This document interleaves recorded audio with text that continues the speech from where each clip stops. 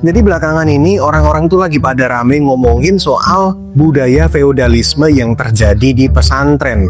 Santrinya disuruh jongkok, dikasih makan dengan cara yang terkesan kurang memanusiakan, dan langsung diserbu oleh ribuan komentar netizen. Feodal banget, ustadznya kayak raja, santrinya kayak babu. Di satu sisi banyak sekali orang-orang yang mengecap kebiasaan itu sebagai budaya feodal. Tapi di sisi lain, dari perspektif para santri atau alumni yang pernah nyantri, mereka menyebut kebiasaan itu sebagai wujud cinta kasih terhadap guru, terhadap kiai, terhadap orang yang sudah rela memberikan ilmu.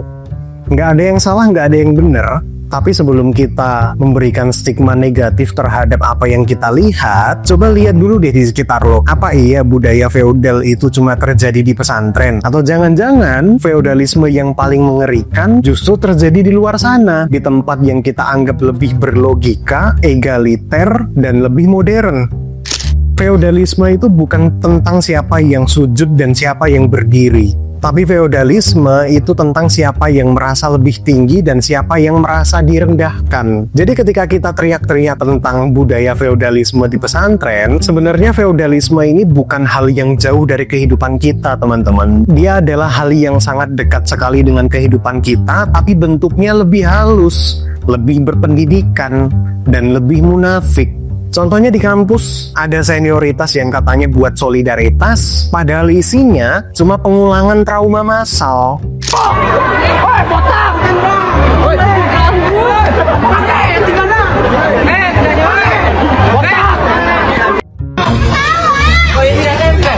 Kegalahan ini. Sekarang sesi penciuman.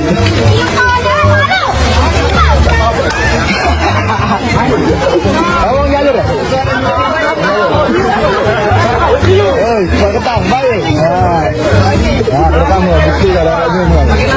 Yang dulunya dibentak sekarang gantian ngebentak. Yang dulunya disuruh-suruh sekarang gantian ngatur. Semuanya bangga udah bisa melestarikan budaya. Padahal yang mereka lestarikan cuma kebodohan. Contoh lainnya di kantor, jauh lebih busuk lagi teman-teman. Ada rekan kerja yang sebenarnya nggak bisa kerja, tapi tetap dihormati cuman karena dia senior. Ada karyawan yang sebenarnya idenya bagus, tapi nggak pernah didengar cuma karena belum cukup tua. Dan ketika lu memprotes budaya ini, lu akan dianggap kurang ajar. Padahal yang kurang ajar itu sistem yang bikin orang tolol bisa duduk di kursi tinggi cuma karena senioritas, bukan karena kompetensi. Dan contoh lain soal feodalisme yang seringkali tidak kita sadari di rumah, di mana feodalisme di dalam rumah itu hidup dalam kostum yang paling licik di balik kata bakti dan patuh. Anak-anak nggak boleh ngebantah, nggak boleh berpendapat, nggak peduli salah atau benar, dipaksa harus nurut terus karena katanya orang tua nggak pernah salah. Padahal seringkali yang mereka sebut dengan nasihat itu cuma pelampiasan ego.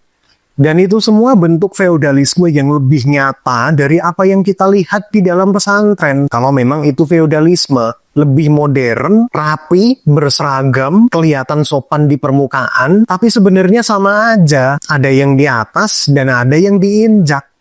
Dan ironisnya, kadang orang yang paling kenceng teriak tolak feodalisme di pesantren, itu adalah orang yang di dunia nyata juga nginjek orang lain, tapi dengan cara yang jauh lebih licik. Dia cuma ganti baju dari sarung jadi jas, tapi kelakuannya sama aja, bahkan lebih parah. Manusia itu selalu haus akan rasa kuasa, karena di kepala banyak orang, dihormati itu jauh lebih penting daripada benar. Kita tuh seneng banget ngerasa lebih tinggi dari orang lain, entah itu dari segi jabatan, status sosial, umur, atau cuma karena udah datang duluan. Dan lucunya, yang lebih bodoh lagi adalah banyak orang yang bangga jadi korban feodalisme. Bangga bisa patuh, bangga bisa tunduk, padahal cuma dimanfaatin atas nama sopan santun dan tradisi. Cuman sayangnya penyakit ini udah mengakar sekali di kehidupan bangsa Wakanda ini, teman-teman. Karena kita ini lebih takut dianggap kurang ajar daripada takut kelihatan bego. Gue nggak lagi ngebelain pesantren teman-teman, tapi jujur aja, apa yang kalian lihat di berita-berita itu tentang budaya feodalisme yang katanya terjadi di pesantren Kalau memang itu feodalisme, maka menurut gua itu masih mending. Kenapa demikian? Karena paling tidak itu dilakukan atas kesadaran sebagai bentuk cinta terhadap guru. Katanya sih gitu. Ya meskipun emang kelihatannya janggal sih, tapi ya udahlah kita anggap pembelaan mereka itu bener lah. Tapi di luar pesantren, kampus, di kantor, bahkan di rumah, feodalisme ini jadi satu hal yang lebih mengerikan, teman-teman. Banyak orang yang mati cuman karena hormat ke senior. Banyak karir yang hancur cuman gara-gara budaya sungkan. Dan banyak sekali ide yang tenggelam cuma karena yang ngomong dianggap belum cukup tua. Dampaknya jauh lebih mengerikan dan lebih nyata. Jadi sebelum kalian teriak tolak feodalisme di pesantren, coba lihat di sekitar kalian dulu deh. Coba lihat ke dalam diri kalian dulu deh. Jangan-jangan tanpa sadar lo juga punya andil dalam melestarikan budaya feodal yang lu benci. Ironisnya kita itu sering banget ngatain orang lain feodal, padahal tanpa sadar kita juga begitu. Kita nyuruh orang lain untuk jangan nyembah manusia, tapi di kampus, di kantor, kita juga ngerasa berhak untuk nyuruh-nyuruh junior. Kita teriak-teriak ngomongin soal kesetaraan, tapi di rumah masih suka ngerendahin pembantu. Kita bisa marah banget ngelihat santri jalan jongkok, tapi sayangnya cuma diem aja ketika lihat junior dibentak pas ospek atau diakalin di kantor. Jadi feodalisme itu bukan cuma sekedar tradisi teman-teman, tapi ini mentalitas.